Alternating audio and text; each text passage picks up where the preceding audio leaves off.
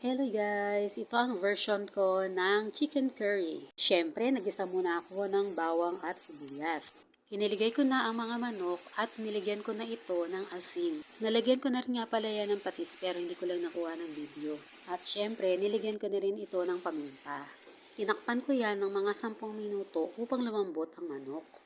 At iniligay ko na ang carrot at patatas upang sabay-sabay na silang lumambot.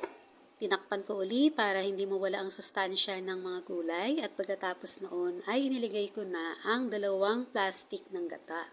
Nabili ko nga pala ang gata sa halagang 24 pesos ang isang plastic.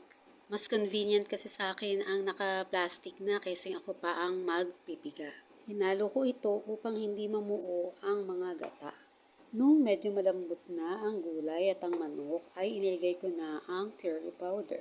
Hinalo at tinakpan muli at iniwan ng 5 to 8 minutes. Huli kong iniligay ang bell pepper sapagkat madali naman niyang maluto. Konting halo pa at luto na ang ating chicken curry. Thank you for watching. Follow me for more.